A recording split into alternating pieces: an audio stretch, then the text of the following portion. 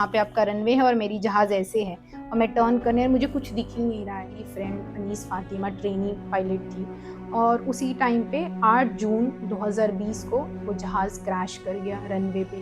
बहुत आते हैं और हम आजकल के जो यंग बच्चे हैं ना, वो बहुत जल्दी पैनिक कर जाते हैं। ये नहीं हुआ, अब मैं क्या करूँ, अब मैं ये कर लूँ। उनको दिमाग में 10 तरीके से थॉट्स आने लगेंगे, डिप्रेशन में चले जाएंगे। अच्छा, जितना आपने बताया कि आपकी लाइफ में अप्स एंड डाउन है, वो किसी भी आम इंसान को तोड़ने के लिए कम नहीं है। सही बात है, बहुत टूट चुकी, बहुत बार टूटी, बहुत बार क्विट करने का ऐसा आया कि लोग 4 स्टंट मार के बाइक पे कितना खुश हो जाते हैं और वही लड़की जहाज़ उड़ा रही है जिसको लोग कितना बोलते रहेंगे equality equality equality, Beti Bachao Beti Padhao. आप जब तक नहीं बचाएंगे अपनी बेटी को और आप अपना सोच नहीं, आप अपना सोच बदलिए, आप अपने बेटा और बेटी को बराबर परवरिश दीजिए। नमस्कार, मैं हूं मृणाल कुमार और आप देख रहे हैं सारन ग्रुप पॉडकास्ट। सारन जिला प्रशासन के द्वारा शुरू की गई एक ऐसी पहल जिसमें हम अपने क्षेत्र में सफल और उत्कृष्ट व्यक्तियों को यहां आमंत्रित करते हैं, उनसे बातें करते हैं और उनके जीवन से जुड़ी रोचक, प्रेरक तथा मार्गदर्शन प्रदान करने वाली बातों को अपने दर्शकों तक पहुंचाते हैं ताकि वो अपने जीवन में इसे ढाल सके और इन बातों से प्रेरणा लेकर समाज के लिए और देश के लिए कुछ बेहतर कर सके। आज जिस शख्सियत को हमने आमंत्रित किया है, उन्हें किसी पहचान की जरूरत नहीं है, फिर भी एक औपचारिकता है। मैं आपसे उनका परिचय करा दूं। हमारे साथ जो शख्सियत है उनका नाम है ताइबा अफरोज। वो पेशे से पायलट है। आइए उनसे बात करते हैं और जानते हैं उनके जीवन से जुड़ी रोचक बातों को। सबसे पहले तो स्वागत है मैम आपका। पहले मैं आपसे जानना चाहूंगा आपका बचपन कैसा था और आपकी आंखों ने ये सपना कब सजाया कि पायलट बनना है? इसकी प्रेरणा कहाँ से मिली?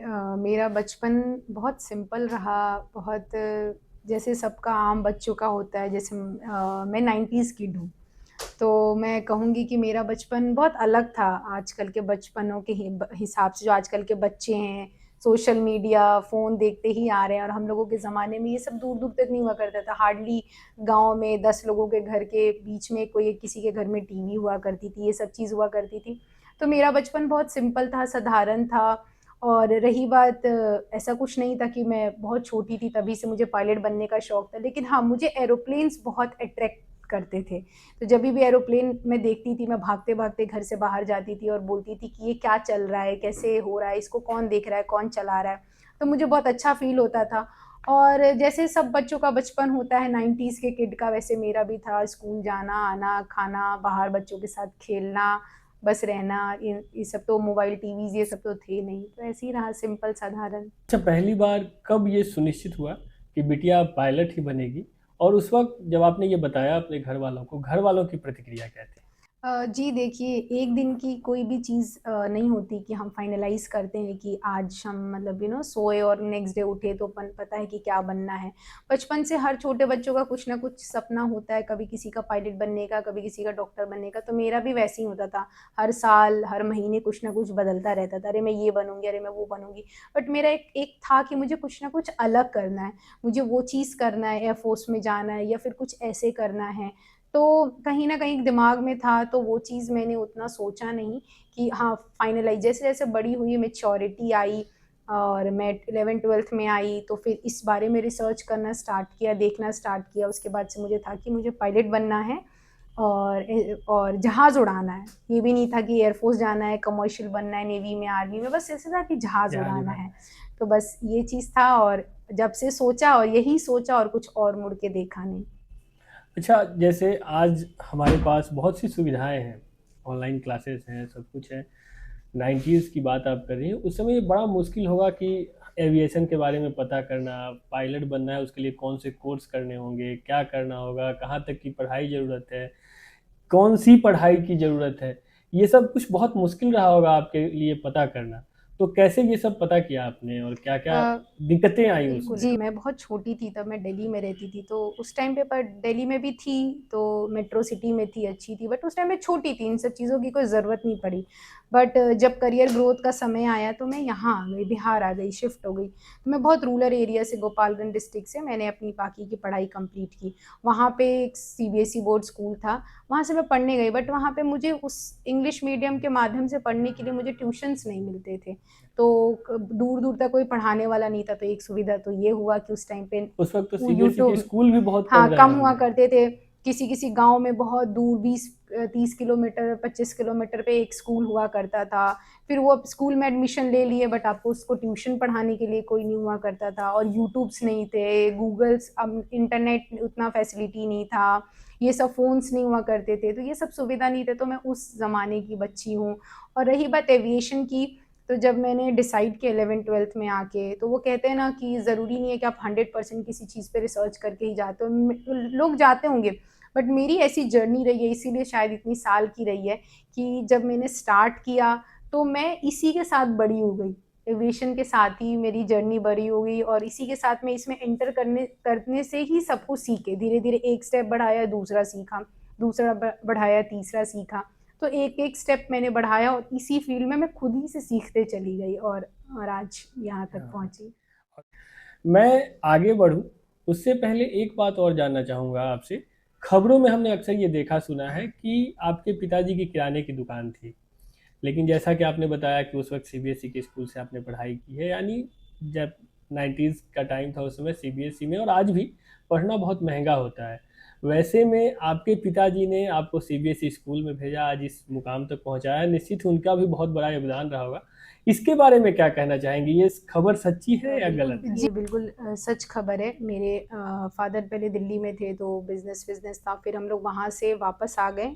तो फिर यहाँ पे आए, तो फिर मेरी मम्मी की तबीयत बहुत ख़राब रहने लगी, तो मैं अपने ननिहाल में रह के पढ़ी हूँ। अपने नाना-नानी, अपने मामा-मामी के साथ।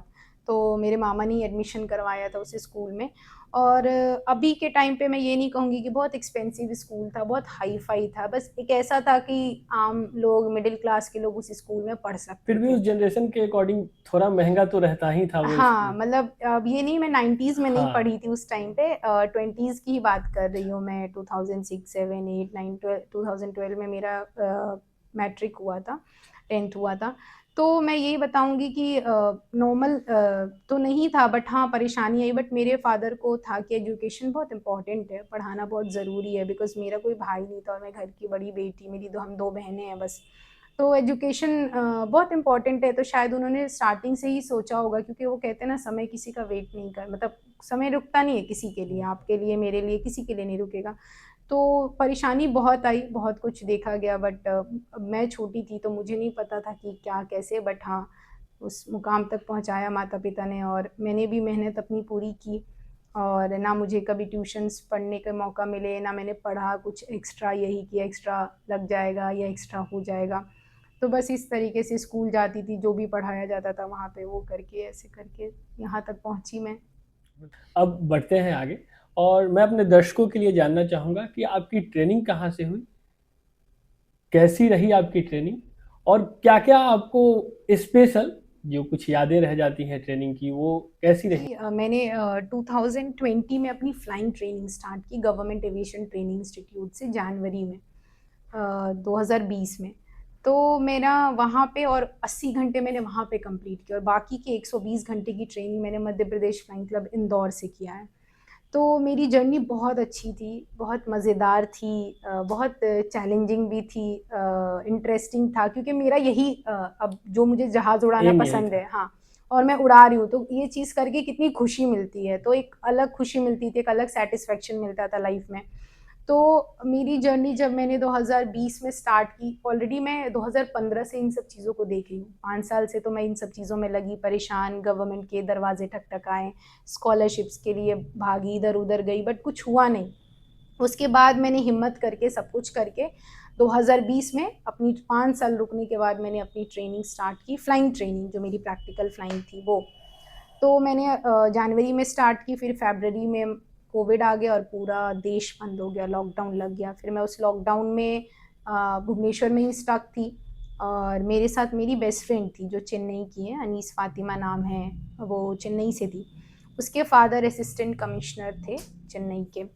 तो बहुत ऐसे फैमिली से आई थी जहाँ पे लड़कियों को बहुत दबाया गया, उसको स्पेशली उसके केस में। उसकी शादी उसकी शादी टूटी, उसके फादर ने उसके लिए पैसे जोड़ के रखे थे, उस पैसे से वो फ्लाइंग करती थी। वो कहते हैं ना कि हर सबकी स्टोरी बहुत अलग अलग होती है, अगर हम जानने बैठ जाएं, आर्थिक तंगी तो होती है सबको, बट हम जब तक नहीं जानेंगे तब तक कैसे समझ पाएंगे कि उसने क्या क्या झेला और मैंने क्या क्या झेला। होता होगा, नहीं होता होगा किसी को दिक्कत, बट उसका मैं जानती थी क्योंकि वो मेरी बेस्ट फ्रेंड थी। तो मेरी सिस्टर की तरह थी, मेरे से बड़ी थी, तो मुझे एक गाइडेंस की तरह रखती थी, अपने प्रोटेक्शन में रखती थी। तो हम लोग बहुत साथ रहते थे 24/7, हम एक कमरा शेयर करते थे। तो 2020 की बात है, तभी हम लोग वहीं पे फंसे रह गए, आप घर अपने अपने नहीं आ पाए। तो गवर्नमेंट ने परमिशन दे दिया फ्लाइंग करने का, तो हम लोग फ्लाइंग स्टार्ट कर दिए। तो 1 जनवरी से हम लोग बिरासल, एक जगह है वहाँ पे, 150 किलोमीटर भुवनेश्वर एयरपोर्ट से दूर है, तो वहाँ पे एयरफोर्स का बेस था। हम लोग वहाँ पे अपनी फ्लाइंग शुरू किए। बहुत सब कुछ बहुत अच्छा चल रहा था, बहुत इंटरेस्टिंग, बहुत अच्छा, एक नया बेस था। तो यहीं के हमारे पायलट थे कैप्टन संजीव झा, और मेरी friend Anees Fatima trainee pilot थी। और उसी टाइम पे 8 जून 2020 को वो जहाज़ क्रैश कर गया रनवे पे ही। और ये हादसा मेरी आंखों के सामने हुआ, और मैं पहली पर्सन थी जो एक्सीडेंट स्पॉट पे सबसे पहले पहुंची। और जब मैं गई तो दोनों की डेथ हो चुकी थी, ऑन द स्पॉट डेथ थी। तो वो मंज़र मेरे लिए बहुत एक मेरे लाइफ का टर्निंग पॉइंट कह सकते हैं आप उसको। इमोशनल तो मैं थी बहुत, क्योंकि एक अपने एक जाबाज़ पायलट को और अपनी बेस्ट फ्रेंड को खोया। और एक चीज़ें कुछ दिनों तक तो समझ में ही नहीं आई कि हुआ क्या है, कैसे हो गया, क्योंकि मेरे लिए नहीं था, नया था, और मेरे को बिल्कुल भी एक्सपीरियंस नहीं था फ्लाइंग का, 12-13 घंटे थे। तो ये चीज़ था, मैं फिर वहाँ से सब कुछ करके उसकी सब जो भी उसका डॉक्यूमेंटेशन करवाना, उसकी डेड बॉडी गई चेन्नई उतने कोरोना काल में, ऐसे में। तो फिर उसके बाद से एक अजीब सा इमोशनल थोड़ी सी मैं डैमेज हो गई थी कहीं ना कहीं। बट ये कभी ख्याल नहीं आया कि वो जहाज़ से गिर के मर गई तो मैं भी मर सकती हूँ, मेरे तो दिमाग में कभी ये दूर दूर तक नहीं था। फिर जब मैं घर वापस आई तो सबने बोला कि क्यों भेज रहे हो अपनी बेटी को, छोड़ दो। अगल बगल हाँ, अगल-बगल वाले, इसको एक तो रिलेटिव्स। बड़ी मुश्किल से तुम्हारी 2 बेटियाँ ही हैं, बस कुछ हो गया तो। तो मेरी मम्मी ने मेरे को ये बात बोला रो-रो के ऐसे करके, तो मैंने बोला कि अगर मुझे मरना हो ना, तो मैं, वो कहते हैं ना, ठोकर लग के भी आप गिर के मर सकते हैं, और मुझे जहाज़ से गिर के मरना है, अगर मेरे किस्मत में वही लिखा है, तो मैं वैसे ही मरूँगी। तो इस बात का आप चिंता मत करिए, क्योंकि मौत सबका तय है, और कहाँ है ये भी तय है, हमें नहीं पता। तो मेरा अगर उस चीज़ से है, तो उस चीज़ को अगर मैं देख के छोड़ के भागी, तो फिर मैं, वही बात है कि मैं फेलियर, अनसक्सेसफुल पर्सन इस नाम से जानी जाऊँगी। और आज हमारे देश की लड़कियाँ, मेरे सारन की लड़कियाँ, मेरे गाँव की लड़कियाँ अगर मुझे देख रही हैं, तो एज़ अ पायलट के रूप में देख रही हैं, और कहीं न कहीं उस चीज़ से वो लोग कितना खुश हो रही हैं। मेरे सारे समाज के लोग, मेरे छपरा के लोग, आप लोग, सब लोग कितना खुश हैं, मुझे इस ऐसे मंच पे बुला रहे हैं। कहीं न कहीं मेरे सक्सेस की वजह से मुझे बुला रहे हैं। तो उस वो मेरे लाइफ में एक ऐसा पॉइंट आया कि नहीं, उसका इतना बड़ा पैशन था, और वो इस पैशन के चक्कर में अपना जान गँवा दी, तो अब मुझे मेरा तो करना ही करना है, साथ में उसका करना है। तो वो कहते हैं ना, डबल-डबल, दोनों वो कंधे पे जिम्मेवारी और वो 2 सपने आपने ज़िम्मेदारी अपने लेके, कंधों पे ले सपने लिए। लेके मैंने अपने खुद से ले लिया। किसी ने सौंपा नहीं, किसी ने बोला नहीं, मैंने खुद से फ़ील कर लिया, खुद से ले लिया। कि उसके उसके फ़ादर के फ्रेंड थे। वो अभी भी चेन्नई के रिटायर्ड डीजीपी हैं। मैंने उनको कभी दोस्ती का देखा नहीं है। ये बेहतरीन मिसाल भी है कि जी। आपने उन सपनों को अपनी आंखों में सजाया और उसे पूरा कर जी, रही हैं। जी, बिल्कुल। कहीं न कहीं वो मुझे देख रही होगी, तो बहुत खुश होगी। और वो मुझे हमेशा कहती थी, इंस्पायर करती थी, क्योंकि उसको पता था कि मेरी क्या कंडीशन है और मैं क्यों फ्लाइंग नहीं करती थी। तो मुझे बोलती थी कि तुम एक स्टेप बढ़ाओ आगे, आगे का रास्ता खुद खुल जाएगा, सब होता चला जाएगा। तो उसके लोकल गार्जियन थे, मतलब उसके फादर के फ्रेंड, वो चेन्नई के रिटायर्ड डीजीपी हैं, अनूप जायसवाल। तो बहुत जाबाज़ वो ऑफ़िसर रहे हैं। तो उनको मैं कभी देखी नहीं हूँ, बट उसके फादर के डेथ के बाद से वही उसके देखभाल करते थे, गार्जियन थे। तो जब इसकी डेथ हुई तो मेरी उनसे फ़ोन पे बात हुई थी। तो उन्होंने मुझे कहा था कि बेटा तुम मुझे फ़ोन करते रहना कि लगेगा कि अनीस ज़िंदा है। तो मैं उनको आज भी फ़ोन करती हूँ, वो भी मुझे आज भी फ़ोन करते हैं। मेरा मुझे कभी देखा नहीं उन्होंने, फ़ोटोज़ में देखा है, बट वो इतना प्राउड फ़ील करते हैं मेरे पे, जैसे मेरे फ़ादर फ़ील करते हैं वैसे वो भी फ़ील करते हैं। और मुझे जभी भी किसी चीज़ की ज़रूरत होती है, तो वो उस चीज़ में वो मेरी पूरी मदद करते हैं। जब मेरा ये सब हुआ था, फिर मैंने फिर से कुछ महीनों बाद फ्लाइंग शुरू किया। एक स्टेबल हुई, खुद को समय दिया, खुद को समझा, इन सब चीज़ों से बाहर निकली और मैंने फ़्लाइंग फिर से शुरू किया और मैंने वही सोलो फ़्लाइंग अपनी ली। उसके बाद से मैं मेडिकली अनफिट हो गई। मुझे स्टोन्स हो गए हैं, तो अब इस फ़ील्ड में मेडिकली अनफिट अलाउड नहीं है। फिर मैंने 2022 में अपना सर्जरी करवाया, फिर फ़िटनेस का सर्टिफ़िकेट लिया AFCME से दिल्ली। उसके बाद से मैंने वापस से उन्हीं थ्रू अनूप जायसवाल के थ्रू मैंने मध्य प्रदेश फ्लाइंग क्लब में एडमिशन उन्होंने मेरा करवाया कैप्टन मंदार महाजन के अंडर, और उन लोगों ने मुझे बहुत सपोर्ट किया। बहुत जाबाज़ वहाँ के पायलट्स जिन्होंने मुझे अपने अंडर में इंदौर एयरपोर्ट पे मुझे ट्रेनिंग किया, और वहाँ से जो मैंने सीखा है, शायद वो मेरे लाइफ टाइम मेरे लिए एक अचीवमेंट है, एक मेमोरी है मेरे लिए, तो मैं उस चीज़ को कभी नहीं भूल सकती। तो ये सारी चीज़ें ना मुझे डीमोटिवेट नहीं की हैं, मोटिवेट की हैं उल्टा, कि मेरी फ्रेंड नहीं रही और मुझे अनफिट हो गई मैं, पेपर लैप्स हो गए। बहुत बार क्विट करने के ऑप्शन आए, कर सकती थी, पर मैंने नहीं किया। तो ये सारी चैलेंजेस आईं, बुरी भी थीं और अच्छी भी बहुत रही हैं, यादगार फ्लाइंग्स रही हैं मेरे, यादगार दोस्ती, मैंने दोस्त बनाए वहाँ पे, बहुत अच्छे जाबाज़ पायलट से मैं मिली वहाँ पे, कैप्टन से मिली। तो ये ऐसी जर्नी मेरी रही है मेरी फ्लाइंग ट्रेनिंग की। अच्छा, जितना आपने बताया कि आपकी लाइफ में अप्स एंड डाउन है, वो किसी भी आम इंसान को तोड़ने के लिए काफ़ी हैं। जी। बहुत बार ऐसा होता है कि हमारे जीवन में छोटी बहुत मुश्किलें आती हैं और हम सोचते हैं कि अब छोड़ो, जो है सामने उसे पूरा करते हैं, आगे बढ़ते हैं। लेकिन कोई ना कोई एक ऐसी वजह होती है आपकी लाइफ में जो आपको प्रेरित करती है कि नहीं, मुझे वापस जाना है, जिस काम को मैंने शुरू किया है उसे एंड तक ले जाना है और बेहतरीन अंत देना है इसे। आपकी लाइफ की वो कौन सी ऐसी प्रेरक चीज़ थी जिसने आपको, कह सकते हैं कि मजबूर किया कि आपको वापस फिर पहुंचना है उसी जगह जिसके लिए आपने सफर। जी, एक तो ये मेरा सपना था, मुझे किसी ने बोला नहीं कि करो, और मैंने अपना सपना अपने फैमिली के सामने खुद रखा। तो जब मैंने रखा और मैं चली गई इस चीज़ को करने के लिए, तो ये कह रहे हैं ना आप कि ये चीज़ तोड़ने के लिए कम नहीं है, सही बात है, बहुत टूट चुकी, बहुत बार टूटी, बहुत बार क्विट करने का ऐसा आया, बट एक दिमाग में ख्याल आता है कि ये तुम्हारा सपना था ताइबा, तुमको करना था, तुम लड़की आई हो समाज से, और ऐसे समाज से जहाँ पे लड़कियों को इतना दबाते हैं, इतना बोलते हैं, कपड़ों को बोलते हैं कि क्या पोशाक पहन के फ्लाइंग कर रही हो, क्या ऐसा ड्रेस पहना रहे हो, और स्पेशली हमारे कम्युनिटी में, और जिस बैकग्राउंड से मैं आती हूँ, मैं रूरल एरिया से, ऐसी जगह से आती हूँ, शायद मेरे गांव में सड़क भी नहीं है, ये सबको पता है, और मैं बोल रही हूँ कि ढंग से अच्छे से रोड्स भी नहीं है, और वहाँ की लड़की तो आम लोगों के लिए बहुत बात, मेट्रो सिटीज़ में आप जाइए, आपको 10 लड़कियाँ पायलट मिल जाएंगी, और इनफैक्ट हमारे पूरे वर्ल्ड में सबसे ज़्यादा इंडिया में विमेन पायलट हैं। बट मेरा ये कहना है कि मेरे समाज के लिए मुझे एक मिसाल बनना था। अगर मैं नहीं करती ना, तो सबसे पहले तो मेरे माँ बाप को ताने मिलते कि और बोलो, बताओ, बेटी को पढ़ाओ और भेजो बाहर और ये करो और सर पे चढ़ाओ इसको। तो वो ताने तो उनको पूरी ज़िंदगी सुनने पड़ते, और मैं पूरी ज़िंदगी अपने आप को एज अ फेलियर, जब भी मैं अपने आप को शीशे में देखती तो एज अ उस फेलियर हार का देखती। बोझ कंधों उस पे हाँ महसूस नहीं कर बर्दाश्त कर सकती थी मैं, क्योंकि एक हारा हुआ इंसान क्या होता है वो शायद वही समझ सकता है, और हारे हुए को लोग किस नज़र से देखते हैं आई थिंक पूरी दुनिया जानती है। तो मैं वो कभी किसी के लिए, आज मुझे देख के अगर 2 लड़की भी मोटिवेट होती है ना, तो मुझे ऐसा लगेगा मेरा जीवन सफल हो गया। छपरा की कोई लड़की, बिहार की कोई लड़की, भारत की कोई लड़की मेरे जैसी बैकग्राउंड से निकल के अगर कुछ भी कर रही हो, पायलट बन रही हो, डॉक्टर बन रही हो, इंजीनियर बन रही हो, अपने समाज से लड़के, अपने परिवार से लड़के, तो मैं समझूंगी कि मेरा जीवन सफल हो गया।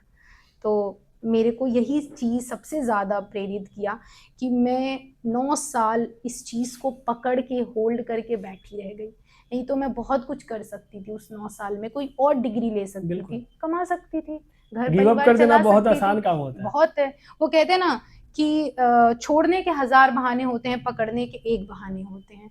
तो वो एक बहाना कहीं न कहीं मेरा यही था, जिस चीज़ को मैं पकड़ के बैठी रह गई, और 9 साल लग गए, बट उस चीज़ से मुझे सच में कोई फ़र्क नहीं पड़ता, बिकॉज़ मेरी सक्सेस मुझे पता है मेरे हाथ में है आज, और मेरा लाइसेंस इस चीज़ का आपने गवाह है। इन 9 सालों का ऐसा इस्तेमाल किया, इस पे हम और हमारे पूरे देश और राज्य को आप पे गर्व है। बहुत बढ़ते हैं अगले सवाल की तरफ। मैं मेरे दर्शकों के लिए निश्चित ये जानना चाहूँगा कि आसमान में उड़ना, पायलट होना अपने आप में एक थ्रिल और एक एक्साइटमेंट है। लगभग हर कोई ये सपना देखता है कि मैं भी एक बार एटलीस्ट कॉकपिट में नहीं तो प्लेन में बैठूं, उड़ा सकूं, नहीं तो कम से कम उसमें बैठ के उड़ सकूं। और आप आज पायलट हैं, लेकिन वो थ्रिल, वो एक्साइटमेंट आपको भी महसूस हुआ होगा जब आप पहली बार ट्रेनिंग सेंटर पहुंची होंगी, कॉकपिट में बैठी होंगी। वो एक्साइटमेंट, वो थ्रिल आपको तब भी महसूस हुआ होगा जिस दिन आपने फर्स्ट सोलो फ्लाइट यूज किया होगा, पहली बार उड़ान भरा होगा। आपको वो पहली बार एक्साइटमेंट या कोई डर, थ्रिल तब भी महसूस हुआ होगा जब आपने पहली सफल लैंडिंग की होगी, वो भी सोलो। कैसा था वो एहसास और कैसा था वो जर्नी जब आप ये सब कर रही थी? जी, मैं बताऊंगी कि मैं जब जिस जो ट्रेनिंग जहाज में हम फ्लाइंग करते हैं, उसको मैंने कभी देखा भी नहीं था कि कैसा दिखता है। तो मैं जब अपनी ट्रेनिंग के दौरान गई तो कुछ डॉक्यूमेंटेशंस एंड ऑल, तब मैं ऐसे देखती थी कि अरे इसी जहाज़ को उड़ाना है मुझे, इसी जहाज़ को उड़ाना है। तो डेली उस चीज़ को मैं देखती रहती थी, होती थी कब मैं फ्लाइंग करूँगी। फिर जब मैं फाइनली गई 45 मिनट्स के लिए मैं इन एयर थी अपने टीचर के साथ, अपने पहली बार? इंस्ट्रक्टर्स के साथ, पहली बार 2020 19 जनवरी को। तो मुझे समझ में नहीं आ रहा था कि मेरे साथ क्या हो रहा है, मैं कौन हूँ, मैं क्या हूँ, मैं कहाँ से बिलोंग करती हूँ, कुछ फील ही नहीं हो रहा था। बस ऐसा लग रहा था कि मैं हूँ, मेरा जहाज़ है, बस 2 ही चीज़। वो तो मुझे पूरे टाइम, पूरे फ्लाइंग करने में ही लगता है। जब मैं फ्लाइंग करने जभी भी जाती थी, तभी भी बस ये फील होता था कि मैं एक पायलट हूँ और मेरे साथ मेरा जहाज़ है। उसके अलावा मेरे को दूसरा थॉट आता ही नहीं है कभी भी। भले लैंड करके जो सोचना है देखेंगे, क्योंकि ना उस टाइम पे फ़ोन होता है, ना उस टाइम पे कोई और होता है। अकेले आप जहाज़ में होते हो, आप होते हो और आपका जहाज़ होता है। तो वो फीलिंग ऐसी थी कि जब मैं बहुत छोटी होती थी ना, तो मैं गर्दन उठा के देखा करती थी, जहाज़ एकदम छोटे-छोटे से दिखते थे। और जब मैं खुद फ्लाइंग कर रही थी, तो मुझे ये फ़ील हो रहा था, आज मुझे भी कोई नीचे से देख रहा होगा और ऐसे देख रहा होगा, बोला होगा उसमें कौन फ्लाइंग कर रहा है, उसमें कौन उड़ रहा है। तो वो चीज़ मेरे को ऐसे लग रहा कि मेरे जैसे कितने बच्चे होंगे जो जहाज़ का आवाज़ सुनते ही भागते-भागते घर से बाहर निकलते हैं। आज भी करते हैं गाँव में, आज भी मैं करते रोज़ हैं। देखती हूँ बच्चों को, जब मेरे छत से ऊपर से कभी जहाज़ जाती है, आवाज़ सुन के ही एकदम सबकी गर्दन घूमने लगती है, सब देखने लगते हैं। तो सेम मुझे वो फीलिंग आई और मैं तो बहुत एन्जॉय की थी। मतलब ऐसा लग रहा था कि पता नहीं कोई ड्रीम वर्ल्ड में जी रही हूँ कि क्या जी रही हूँ, कोई सपना है, क्या है। फिर मैं उतरी तो सबको बोले डर लगा? डर लगा? मैंने कहा डर तो बिल्कुल भी नहीं लगा, क्योंकि हमें फर्स्ट डे सिखाया जाता है, बहुत सारे ऐसे कराया जाता है कि आपको चक्कर तो नहीं आ रहा, आपको उल्टी तो नहीं आ रही कुछ। मुझे तो कुछ हो ही नहीं रहा था। मेरे को मैम देख रही, मेरी मैम थी एक, वो मेरे को ऐसे देख रही, बोली कुछ हो रहा है? मैंने कहा ताइबा कुछ हो रहा है? मैंने कहा नो मैम, मुझे तो बहुत मज़ा आ रहा है मुझे। तो फिर ऐसे बोली देखो ऐसे टच करो, ये करो, क्योंकि वो एक एयर एक्सपीरियंस होता है, प्रोटोकॉल जो आपको होता है एक एयर एक्सपीरियंस कराया जाता है कि आपका एयर में कैसा एक्सपीरियंस रहा। तो वो फर्स्ट सॉर्टी होती है आपकी। ये लो देखो ऐसे करो, ये देखो नाक खींचो, ऐसे जहाज़ ऊपर होता है ऐसे। तो खुद से चला के एक पावर फील होता है कि अरे जिस जहाज़ में आप बैठ के जा रहे हो, जिस जहाज़ को पूरी दुनिया गर्दन उठा के देखती है, उस जहाज़ को आप उड़ा रहे हो। ज़मीन पे लोग अपने जैसे वही लड़का लड़की की बात आ जाती है, ज़मीन पे लड़के लोग 4 स्टंट मार के बाइक पे कितना खुश हो जाते हैं, और वही लड़की जहाज़ उड़ा रही है जिसको लोग कितना बोलते हैं, कितना कुछ करते हैं, तो बहुत अच्छा फील होता है। तो मुझे भी ऐसे ही। और आप सोलो की बात कर रहे हैं, तो ये सब घटना होने के बाद, क्रैश होने के बाद, एक्सीडेंट होने के बाद से मैं सोलो फ्लाइट अपना 2021 फरवरी में, फरवरी के 2021 में मैं फर्स्ट सोलो फ्लाइंग पे गई थी। तो अपने फर्स्ट सोलो फ्लाइंग पे गई थी, तो मुझे पता भी नहीं था कि आज मेरा सोलो फ्लाइट होगा, क्योंकि वो पता नहीं होता, वो चेक होता है आपका, उस चेक में आपको पास करना होता है। फिर आपका इंस्ट्रक्टर जो होता है वो आप पे इतना भरोसा करे कि आप उस फ्लाइट को अकेले ले जा सके। तो मुझे लेके गए और 2 सर्किट लैंडिंग करा के चेक किया। फिर मुझे उसके बाद से बोले कि जा अब तू उतर गए। तो मैंने बोला कि मैं कैसे सर, क्या? तो बोले कि क्यों, नहीं कर सकती हूँ क्या? तो मैंने कहा आपको क्या लगता है? तो मुझे तो लगता है कर सकती हो। तो फिर मैंने बोला कि ठीक है, जब आपको लगता है कर सकती हो तो कर लूँगी मैं आराम से, कोई दिक्कत की बात नहीं है। तो फिर उन्होंने गेट वेट बंद किया, मुझे ऑल द बेस्ट बोला और मैं बस अपने आप को ही कॉल दी कि बस आज तो करना ही है। तो मैं एयरक्राफ्ट लेके उड़ गई। तो वो एक ऐसी फीलिंग है ना, शायद एक पायलट समझ सकता है, क्योंकि जब तक आपको कोई चीज़ खुद से नहीं उड़ाइएगा ना, तब तक वो चीज़ एहसास नहीं होगा, चलाइएगा नहीं तो ऐसा वो एहसास सिर्फ हम, मतलब जो उसको कमांड कर रहा है वही समझ सकता है। और फिर लैंड कर रहा है तो कैसे टाइम बीता एकदम, मैं तो इतनी एक्साइटेड थी, बहुत एक एक्साइटमेंट थी और एक ये भी था कि सेफली लैंड कराना है, क्योंकि मैं पहली बार लैंड करा रही थी। तो फिर मैं लैंड कराई, तो फिर हमारे एक फर्स्ट सोलो, एक बच्चे की ना लाइफ में एक जश्न होता है, तो हमारे उधर पूरी पार्टीज वार्टीज हुई, एकदम मैं जब नीचे आई तो बहुत सब बधाइयाँ, एकदम एक एक जश्न की तरह था, बहुत खुशी था। तो वो एक अलग लाइफ में तो एक मेमोरी है मेरे, हमेशा रहेगी। सब सब पायलट के लाइफ की है वो मेमोरी। अच्छा, उस वक्त ऐसी फीलिंग आई आज मैं ऊपर आसमान नीचे? हाँ बिल्कुल बिल्कुल, ऐसी उस टाइम पे ऐसे आई कि कोई बोलने वाला नहीं है बगल में, जो हूँ सो मैं ही हूँ, इस जहाज की मालकिन मैं ही हूँ और इसको मैं ही उड़ा रही हूँ और मैं ही लैंड करा रही हूँ, और पूरा फुल कंट्रोल मेरा ही है इस पे। ट्रेनिंग के समय कभी डर लगा? देखिए डर नहीं, क्योंकि जो चीज़ आप अपने पसंद से करते हैं ना, तो मुझे नहीं लगता उसमें डर होता है, क्योंकि आपको कोई फोर्स नहीं किया है। आपको पहली बात है किसी ने धक्का नहीं मारा कि आप जाइए करिए। और रही बात डर, तो जैसे कभी मौसम खराब हो गया, कभी कुछ हो गया, तो उस चीज़ में एक हल्का सा आ जाता था कि भाई अब ये चीज़ तो मेरे साथ पहली बार हुई है, बट अब इस पहली बार सिचुएशन, अब आसमान में तो नहीं बोल सकते कि अरे ये तो मैंने नहीं सीखा है, अब मैं कैसे जाऊं। और ना वहाँ पे कोई पार्किंग एरिया भी है कि आप जहाज को पार्क करा दिए और खड़े हो गए साइड में, अब बारिश कम हो जाएगी तब मैं कार बढ़ाऊंगा या बाइक बढ़ाऊंगी ऐसे करके। आसमान में तो है कि आपको बस जो भी हो रहा है फ्यूल भी आपको, लिमिटेड है। हाँ हाँ, आपको जाना ही है। तो ऐसे मेरे फोर्थ सोलो में हुआ था, जब मैं फोर्थ सोलो के चेक के लिए गई थी, तो सर ने बोला कि तुम कर सकती हो, 4 लैंडिंग करनी होती है उसमें। तो सर बोले अभी मौसम ठीक है, कर सकती हो, करके तब तक आ जाओगी, तब तक ही मौसम खराब होगा। तो मैं एक लैंडिंग करके फिर दूसरा टेक ऑफ करने जैसे गई, वैसे बारिश स्टार्ट हो गई। अब थोड़ा तो घबराहट सी हुई कि स्क्रीन पे से पूरा बारिश आ ये रहा था। पहली बार तो सामना हो रहा था बारिश? हाँ, पहली बार सामना हुआ था फ्लाइंग में, और बहुत कम एक्सपीरियंस था, हार्डली अकेले चलाने का 1 डेढ़ घंटे का एक्सपीरियंस था। और सर के साथ 26 घंटे का एक्सपीरियंस था मेरा। तो जब वो बारिश आया तो फिर नीचे से कॉल आया कि हम लोगों में जो बोला जाता है आरटी कॉल्स, उसको देख के कि मेक शॉर्टकट, ऐसे करके आना है, कि मतलब लगे कि बच्चा पैनिक ना करे। मैं बेस पे आई और फाइनल्स के लिए, जैसे यहाँ पे आपका रनवे है और मेरी जहाज़ ऐसे है, और मैं टर्न करने, मुझे कुछ दिख ही नहीं रहा है। अब मुझे लगा कि कुछ तो आज गड़बड़ होगा। फिर मैंने बोला कि नहीं नहीं, इतना जल्दी तो कुछ नहीं होना चाहिए, भी बहुत कुछ करना है लाइफ में। मैंने बोला कोई बात नहीं, ये सब लाइफ का एक्सपीरियंस है, आपको आएगा, आपको करना है, चैलेंजेस देखना है। फिर मैं आई और मैं जो भी हमें जितना भी सिखाया गया था, जो भी मेरा एक्सपीरियंस था, जो भी मेरे इंस्ट्रक्टर्स ने मुझे सिखाया गया था, वो सब फॉलो करते मैं आके आराम से लैंड करा दी। तो वो एक एक अलग था, वो एक अलग फीलिंग था जब मुझे मेरे इंस्ट्रक्टर्स प्राउडली बोले ना कि वेल डन ताइबा। तो कि उसके बाद से उन लोगों ने मेरे पे कभी शक ही नहीं किया कि इसका कोई चेक लेना है। नेक्स्ट डे उन्होंने मुझे बोला कि तुम्हारा अब कोई चेक ही नहीं लेना, अब तुम जाओ जहाज़ लेके और फ्लाइंग करो मस्त अपना। उसके बाद से मैं चेक फ्री हो गई, उसके बाद से की। तो आपके ट्रेनिंग की सबसे यादगार पल कौन से? ट्रेनिंग की यादगार पल, जैसे मैं एमपीएफसी में गई, तो एमपीएफसी में मुझे बहुत कुछ सीखने को मिला, क्योंकि वो बिजी एयरपोर्ट है। वहाँ पे कमर्शियल जेट्स भी आती हैं, एयरफोर्स की भी जेट्स आती हैं। तो मैं जब भी वहाँ पे फ्लाइंग करने जाती थी, तो मैंने मैक्सिमम फ्लाइंग वहीं पे किया है। तो हम लोग 3-3 घंटे के लिए जहाज़ लेके जाते थे। तो मैं उसी तरीके से कभी गई, कभी किसी दिन ऐसे भयानक बादलों का सामना करना पड़ गया। फिर उसके बाद से आप, जैसे सपोज़ दैट आपको 8,500 फीट पे जाना है, बट इतना मौसम ख़राब हो गया कि आपको 5,000 फीट पे आना पड़ गया। और फिर 5,000 फीट पे नीचे इतना पहाड़ है कि आपका एयरक्राफ्ट बहुत ज़्यादा गर्मी के वजह से टर्बुलेंस हो रहा है बहुत ज़्यादा, ये सब करना। तो ये सब एक थ्रिल भी था, इंटरेस्टिंग भी था।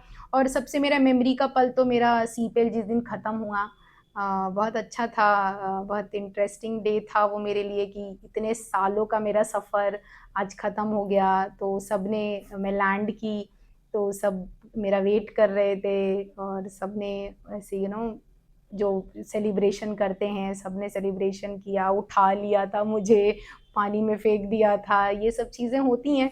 तो उस पे आपको एकदम ऐसे फ़ील होता है। तो ये सब छोटी-छोटी यादगार पल है। स्पेशल वाली फीलिंग जी आती हाँ, है। स्पेशल फ़ीलिंग आती है इनसे। ऐसे तो पूरी फ्लाइंग ही मेरी यादगार रही है। निश्चित ही। मेरा अगला सवाल आपसे है कि निश्चित ही आपके सपने थे जिसके लिए आपने बहुत संघर्ष किया, आपने उड़ान भरी, आज आप उस मकाम पे पहुंच चुकी हैं जहां लोग आपको देखते हैं, लोगों को बहुत उम्मीद भी है आपसे, लोग आप पे गर्व भी महसूस करते हैं। लेकिन आपकी इस उड़ान ने बहुत से ऐसे नौ युवक या युवतियां कह सकते हैं जिन्हें ये हौसला दिया है कि वो भी आसमान छू सकते हैं। क्या कहना चाहेंगी उन तो बच्चों मैं को? सैली को थैंक यू बोलना चाहूँगी, अपने स्पेशली छपरा वालों को, कि सबने मुझे इतना प्यार दिखाया। एंड सबको, पूरे बिहार को, पूरे भारत को मैं सबको तहे दिल से शुक्रिया करना चाहूँगी। मैं यही कहूँगी कि आपने मेरे को देखा, मेरी जर्नी सुनी और आज मैंने अपनी पूरी स्टोरी खुल के बताई है आपके माध्यम से। तो मैं ये कहूँगी कि चैलेंजेस बहुत आते हैं और हम आजकल के जो यंग बच्चे हैं ना, वो बहुत जल्दी पैनिक कर जाते हैं, ये नहीं हुआ, अब मैं क्या करूँ, अब मैं ये कर लूँ। उनको दिमाग में 10 तरीके से थॉट्स आने लगेंगे, डिप्रेशन में चले जाएँगे, सुसाइड कर रहे हैं बच्चे, बहुत कुछ ऐसा हो रहा है। तो मुझे ऐसा यही कहना है उनसे कि good things will take time. तो थोड़ा सब्र कीजिए, पेशेंस दिखाइए और थोड़ा पेशेंस दिखाइएगा तो शायद से आपको वो चीज़ जो आप अचीव करना चाहते हैं वो आपको मिल जाएगी। और आप अपने पेरेंट्स को अपनी बात समझाइए, उन तक ये बात पहुंचाइए, उनको समझाइए। तो मेरा उन सबसे यही मैसेज है कि आप जिस भी फील्ड में कुछ भी कर रहे हैं तो उस पर आप फोकस्ड रहिए और एक ना एक दिन हो जाएगा। ये नहीं कि ये नहीं हो रहा तो वो कर लेते हैं, वो नहीं हो रहा तो वो कर लेते हैं। फोकस्ड रहिए बस। मैं आजकल के यंग जनरेशन्स को, लड़के लड़कियों को यही मैसेज देना चाहूँगी। पहले डिसाइड कर लीजिए कि करना क्या है। करना क्या है। जो लोग भी एविएशन के क्षेत्र में अपना करियर बनाना चाहते हैं, हम्म। उन्हें कब से अपनी शुरुआत करनी चाहिए और कैसे शुरुआत कि करनी मिनिमम रिक्वायरमेंट्स एविएशन की, कमर्शियल की है, specially 10+2 with physics and maths. Minimum passing marks is 50%। तो आपके पास ये रिक्वायरमेंट है और सिर्फ रिक्वायरमेंट होने से ही कुछ नहीं होता, आपके अंदर पैशन होना चाहिए। आप किसी का देख के नहीं, उसने किया तो मैं भी कर लूँ। आप चाहते हैं सच में जहाज़ उड़ाना तो आप उड़ाइए, आपको पसंद है उड़ाना तो आप उड़ाइए। बिकॉज क्या होता है कि कई बार हम लोग किसी और को देख के चले जाते हैं और उसके बाद हम वो चीज़ नहीं कर पाते हैं, हमें थोड़ा सा दिक्कत आ जाता है, फिर छोड़ देते हैं, फिर क्विट करना पड़ जाता है। तो पहले आप फोकस्ड हो जाइए। मिनिमम रिक्वायरमेंट तो इसकी यही है। और इसके बाद से आप इस फील्ड में जाइएगा तो आजकल सब कुछ इंटरनेट पे है। अब बहुत बड़े बड़े पायलट्स हैं, इन्फ्लुएंसर्स हैं जो आपको बता रहे हैं क्या करना है। तो कुछ रॉकेट साइंस नहीं है। तो पहले आप अपना +2 कंप्लीट करें विथ अच्छे मार्क्स से आपके फिजिक्स एंड मैथ्स। उसके बाद से मिनिमम रिक्वायरमेंट इसकी यही है। उसके बाद से ये फील्ड ओपन है, सबका वेलकम कर रहा है। जिसको पैशन है वो बिल्कुल जाएं और मेरा उनको ऑल द बेस्ट। एक मध्यम वर्गीय परिवार के जो बच्चे होते हैं उनके साथ एक समस्या होती है फाइनेंस की। तो इसमें लगभग कितने खर्च आ जाते होंगे एक ट्रेनिंग के लिए, और एक जो भी इंटरेस्टेड है उन्हें कमर्शियल पायलट बन जाने के लिए? जी मैं हमेशा इस बात को छिपाऊंगी नहीं, खुल के बोलूँगी कि ये बहुत कोर्स एक्सपेंसिव है। इसीलिए हम किसी को स्पेशली राय नहीं दे सकते कि आप यही करिए, क्योंकि मैंने इस चीज़ को फील 9 साल में किया है। ठीक है, 9 साल लग गए मुझे इस चीज़ करने में। क्यों? ऐसा नहीं है कि मुझ में कोई कमी थी, मेरे साइड से कोई कमी थी। मैंने तो 2-2 बार इस चीज़ का पेपर निकाला। यही फाइनेंशियल क्राइसिस, क्योंकि पहले गवर्नमेंट का लोन का चक्कर, स्कॉलरशिप का चक्कर, सब कुछ का चक्कर मैंने लगाया। जब कुछ नहीं हुआ, इन सब चीज़ों में मैंने 5 साल वेस्ट किए अपने। 5 इयर्स बहुत होते हैं। लोगों 5 साल में लोग कहाँ से कहाँ पहुँच गए, सबका ग्रोथ हो गया। सब मेरे साथ के लोग थे कहाँ से कहाँ निकल गए।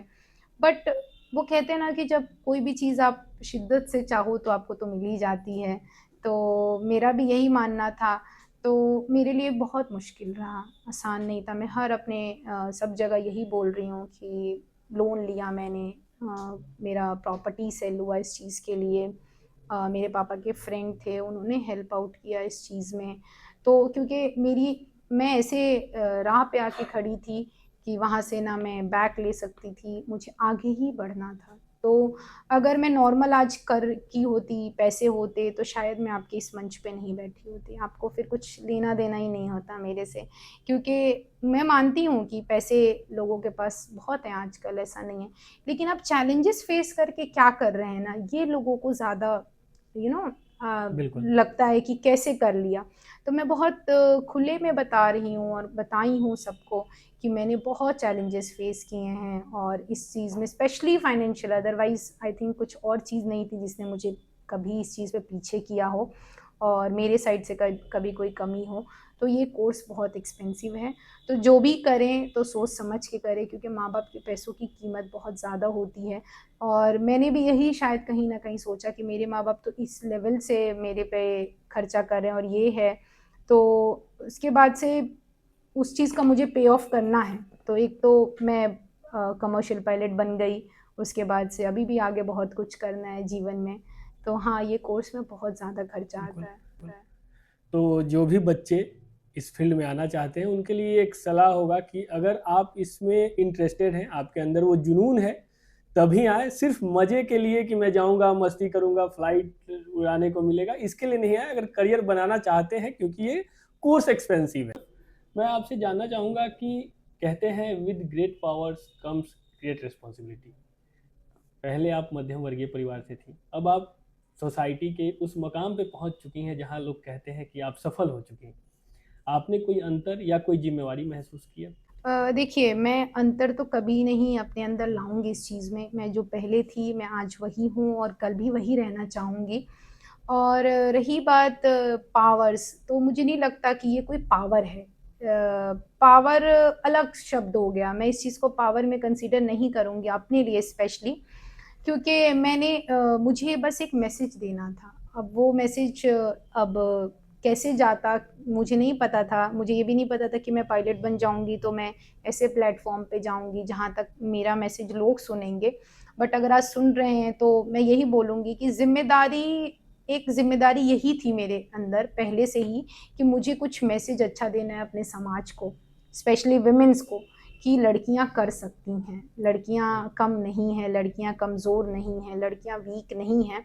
तो मेरा ये था, और अभी भी यही हो गया है। जो आप ज़िम्मेदारी की बात करें, मैं उसमें बस एक लाइन ऐड करूँगी कि यही एक ज़िम्मेदारी है कि अगर मैं बन गई हूँ, तो अगर मेरे को कोई सुन रहे हैं, मेरे को कोई जान रहे हैं, तो वो सही मैसेज से जाने। तो एक सही मैसेज देने का अब मेरे को ऐसा लगता है कि थोड़ा बहुत कहीं न कहीं ज़िम्मेदारी आ गई है, कि मैं अपनी बात रखूँ तो एक पॉज़िटिव वे तक लोगों तक पहुँचे, कुछ और तरीके से ना पहुँचे, कुछ और गलत मैसेज ना जाए। तो ये एक छोटी बहुत ज़िम्मेदारी फ़ील कर रही हूँ, अदरवाइज़ कोई पावर नहीं है इस चीज़ में, कोई ऐसा नहीं है। सभी कर रहे हैं, सभी अपने क्षेत्र में, अपने अपने मुकाम में बहुत अच्छा मुकाम हासिल किया अपने-अपने फ़ील्ड में। तो मैं यही बोलूँगी कि लड़कियों के वजह से मैं इस चीज़ में एक मिसाल, लोग मुझे कह रहे हैं, बन गई हूँ, क्योंकि हमारे इधर कोई बनता नहीं है, हमारे इधर कोई करता नहीं है, लड़कियों को इतना दबाया जाता है। तो बस ये एक छोटी-सी ज़िम्मेदारी समझ के मैं एक अच्छा मैसेज देना चाहती हूँ लोगों को। सबसे आखिरी सवाल करें, उससे पहले मेरा एक सवाल आपसे होगा। सारण जिला प्रशासन के द्वारा शुरू किए गए इस पॉडकास्ट के बारे में आपकी क्या राय है? जी, बहुत पहले तो मैं पूरे सारण जिला वालों को थैंक यू बोलना चाहूँगी कि मेरा छपरा इतना डेवलप कर रहा है, मुझे इस बात से बहुत खुशी है। हमारे छपरा में लोग इतना सोच रहे हैं, और इस पॉडकास्ट के माध्यम से इस स्टेज पे जो भी आ रहे हैं, वो अपनी-अपनी स्टोरी सुना रहे हैं। जैसे मैंने अपनी स्टोरी सुनाई, मेरे से और बड़े-बड़े लोग आए हैं यहाँ पे, और अभी जो आएँगे, वो सब इतनी अच्छी-अच्छी चीज़ें बता के जा रहे हैं, अपने लाइफ़ एक्सपीरियंस बता के जा रहे हैं, जिसकी वजह से लोग अपना आगे की चीज़ें करेंगे और उससे इंस्पायर होंगे। तो मैं बस यही कहना चाहूँगी कि बहुत अच्छा प्लेटफ़ॉर्म है, कि लोगों तक ये बात पहुँचेगी और जाएगी। तो मुझे इस चीज़ से बहुत खुशी है, और मैं इस चीज़ के लिए आप सब लोगों को थैंक यू बोलना चाहूँगी, कि इतना अच्छा शो स्टार्ट करने के लिए। बहुत बहुत धन्यवाद आपका। बढ़ते हैं अगले सवाल और अंतिम सवाल की तरफ। और सवाल नहीं, मैं आपसे चाहूँगा कि आप हमारे दर्शकों, खास तौर से उन अभिभावकों को जो आज भी बेटियों को एक बोझ समझते हैं, जो आज भी बेटियों के लिए उनकी जिम्मेवारी सिर्फ यही समझते हैं कि उनकी शादी करवा दी जाए, जो आज भी बेटियों को अगर आगे बढ़ना हो, पढ़ने जाना हो, तो उनके ख्यालों में ये सबसे खराब काम होता है। उन अभिभावकों के लिए आप क्या संदेश देंगी, और हमारे समाज के लिए जो रूढ़िवादी सोच रखते हैं उनके लिए क्या संदेश देंगी? पहले तो मैं सभी को ये बोलना चाहूँगी कि बेटी कभी भी बोझ नहीं थी, ना पहले ना अभी। बोझ हम सब ने मिलके उनको बनाया है, क्योंकि लड़कियाँ आज से नहीं, कई सालों से, कई जन्म से अपने झंडे गाड़ रही हैं। आप रानी लक्ष्मीबाई को देख लीजिए, आप इंदिरा गांधी को देख लीजिए, आप मैरी कॉम को देख लीजिए। बहुत सारी ऐसी महिलाएँ हैं जिन्होंने हमारे देश के लिए लड़ाई लड़ी है, सब कुछ किया है। तो जब औरत दोनों रिस्पॉन्सिबिलिटी निभा रही है, अपने घर का पूरा देख रही है, अपने बच्चों को, अपने पति को, और मर्द लोगों का क्या काम है, अर्निंग करना, कमाना, पैसे कमाना, बस अपना करके आ जाना। तो जो लेडी पावर है, मुझे लगता है कि वो ज़्यादा भारी पड़ रही है।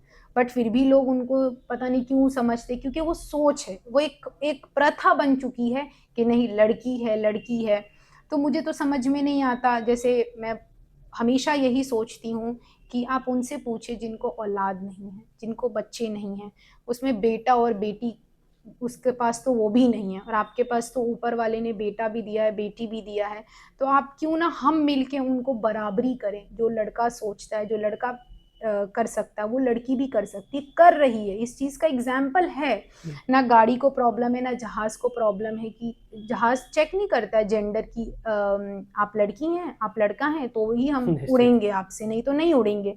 तो समाज को किस बात का प्रॉब्लम है। और रही बात कि समाज, हमारा समाज ऐसा है कि लड़कियों को पेट में ही मार दिया जाता है सुन के, फिर वो पैदा होती हैं तो उनको मार दिया जाता है, और उससे भी बेचारी अगर बच गई तो उनके ससुराल में उनको जला के, उनको दहेज के लिए जहर दे के उनको मार दिया जाता है। तो मेरा उन लोगों से यही है कि अगर आप अपनी बेटी खो रहे हैं, आप जिनको आपने 20 साल 25 साल पाला है, इतना मेहनत किया है, उसमें इतना कुछ किया है, चलो नहीं पढ़ाया लिखा है, लेकिन एटलीस्ट एक माँ से पूछो कि उसने अपनी बेटी को भी जन्म देने में उसको भी कितनी तकलीफ हुई होगी। वो सेम होता है, जैसे अब बेटा पैदा होता है वैसी बेटी भी पैदा होती है, सब कुछ प्रोसेस सेम है। बस सोच बदल दिया गया, अरे लड़की हो गई, क्यों? क्योंकि उसको पता है कि आज मेरे घर लड़की पैदा ली है तो अब इसको दहेज देना पड़ेगा। तो हम समाज ही तो दहेज ले रहे हैं ना। तो दहेज लेना लोग बंद कर देंगे तो लोग बेटियों को बोझ भी नहीं समझेंगे। क्यों?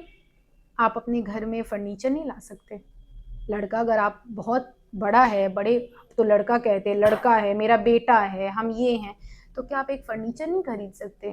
क्या आप अपनी वाइफ के लिए, अपनी बहू के लिए ज्वेलरी नहीं ला सकते?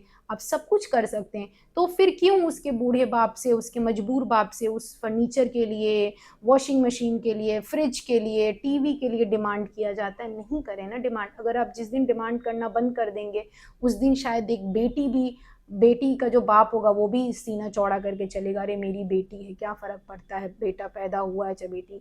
अरे सब समाज मिलके, लड़का लड़का है, मेरा बेटा है, तिलक में इतना पैसा चाहिए, तो एंगेजमेंट में इतना पैसा चाहिए, बारात हम 20 200 लेके आएंगे, 300 लेके आएंगे। अब लड़की का बाप मजबूर हो, गरीब हो, कैसे भी हो, अरेंजमेंट तो करता ही है।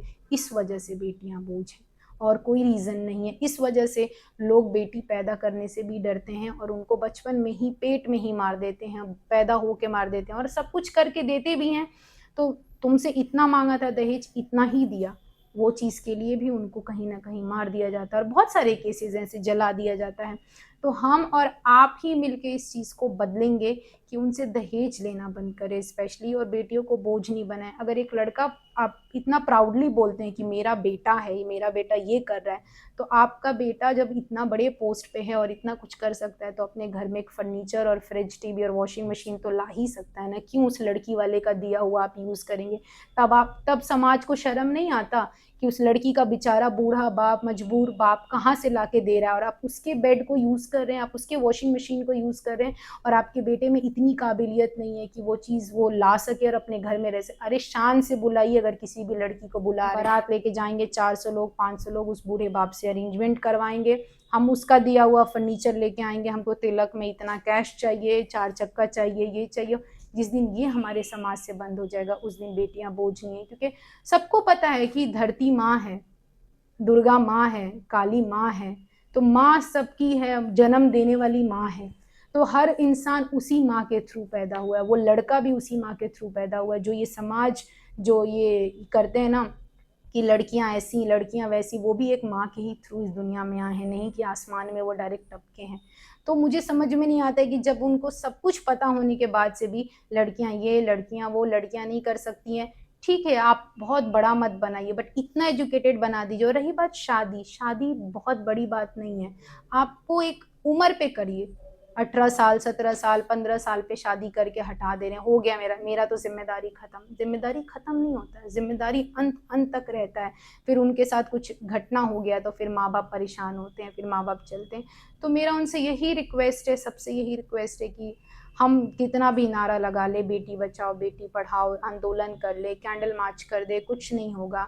तो ये सब आप अपना सोच बदलिए, आप अपने बेटा और बेटी का बराबर में परवरिश करिए कि वो लड़का अगर अपने घर से बाहर निकले तो हर लड़की को अपनी बहन की नज़रों से देखे जैसे वो अपनी बहन माँ को देखता है। तो ही हमारे देश में रेप केसेस भी बंद होंगे। इतना रेप केसेस क्यों होता है? क्योंकि आप अपने बेटा को कुछ नहीं बोलते और वहीं लड़कियों को इतना लड़कियों दबाया जाता है। बिल्कुल। तो लोगों को लगता है अरे मैं तो बहुत लड़कियों के मैं लिए पूरी हाँ, सोसाइटी जजमेंटल पूरी हो जाती है। सोसाइटी जज ये मत पहनो। अरे तुम अपना आँख ठीक करो, तुम ठीक से देखोगे तो वो कुछ भी पहनी रहेगी तो आपको प्रॉब्लम नहीं होगा। आप वो कहते हैं ना कि एक क्या रेप केसेस सिर्फ कपड़े पहनने और ऐसी ही वाली लड़कियों का होता है, कितने बूढ़ी-बूढ़ी लेडीज़ों का भी तो होता है। तो ये दरिंदगी क्यों फैल रही है? जस्ट बिकॉज़ आप लोगों ने इक्वालिटी अभी तक नहीं लाए और हम कब तक ये कैंडल मार्च निकालते रहेंगे और रैली निकालते रहेंगे equality, equality, equality, Beti Bachao, Beti Padhao. आप जब तक नहीं बचाएंगे अपनी बेटी को और आप अपना सोच नहीं, आप अपना सोच बदलिए, आप अपने बेटा और बेटी को बराबर परवरिश दीजिए कि सबका एक सोचने का नज़र हो। क्योंकि एक घर में बेटा पैदा हो रहा है, बेटी पैदा हो रही है, तो उसको पता है कि अरे मैं तो लड़का हूँ, मैं ये कर सकता हूँ, ये लड़की है तो मेरी बहन है, इसको यहाँ दबा के रखना है, यहाँ रोक के रखना है, ये करना है। तो उसका वो सोच बनता है, फिर वो बाहर में जाएगा, फिर वो वही चीज़ें हरकत करेगा, फिर वही बात है, वो लड़कियों को नीचा देखेंगे। कहाँ से कम है? आज मैं भी एक लड़की हूँ, मैं इस जगह पे बैठी हूँ, मैं भी उस जहाज़ को उड़ाती हूँ जो एक लड़का उड़ाता है, तो फिर आपके बेटा में और मेरे में क्या फ़र्क रह गया? तो फिर तो वो प्राउड की बात है ना। बहुत ऐसे मेरे गाँव में बहुत ऐसे लड़के हैं। आज उस गाँव की लड़की हो के, मैं गर्ल हो के, वहाँ के गाँव के लड़के, एक होता है कि चलो मेरे गाँव में कोई लड़का पायलट है, हम्म, तो आप बोलते तो एक बड़ी बात, मेरे गाँव में तो कोई पायलट नहीं है, तो फिर आपके बेटों से तो अच्छी मैं हूँ ना। तो फिर बिल्कुल। आप क्यों बोलते हैं कि अरे तुमको बेटा नहीं है? तुमको बस बस तो वही यही सवाल आता, बस 2 बेटी? अरे बस 2 बेटी बहुत है। आज देखो, आप आज देख सकते हैं ना कि बस 1 बेटी कितनी सही है उनके लिए कि आप उनको कभी फ़ील नहीं होगा, अब मेरे शायद पापा को कभी हुआ ही नहीं ऐसे, पहले भी नहीं हुआ। तो आई थिंक आगे भी नहीं होगा, तो सभी माँ-बाप को ऐसे ही होना चाहिए। मुझे भी लगता है कि समाज को अब जेंडर इक्वलिटी से ज़्यादा जेंडर न्यूट्रलिटी की ज़रूरत है, बिल्कुल, जहाँ हम ये सवाल ही ना करें कि कौन लड़का है, कौन लड़की है। सवाल ये हो कि कौन क्या कर रहा है और क्या करना क्या चाहता है। करना चाहता है। बहुत बहुत धन्यवाद मैम, आप आई हमारे साथ, इतनी बातें की आपने, सारी बातें अपनी खुल के बताया, उसके लिए हम आभारी हैं आपके। कहते हैं जरूरी नहीं रोशनी सिर्फ चिरागों से ही हो, बेटियां भी घर में उजाला करती हैं। इन्हीं शब्दों के साथ आज के इस पॉडकास्ट को समाप्त करते हैं। आपको आज का ये पॉडकास्ट कैसा लगा हमें कमेंट के माध्यम से ज़रूर सूचित करें। आगे आप हमारे इस पॉडकास्ट में किसे गेस्ट के रूप में देखना चाहते हैं, इसके लिए भी आप कमेंट करके हमें बता सकते हैं। बहुत बहुत धन्यवाद।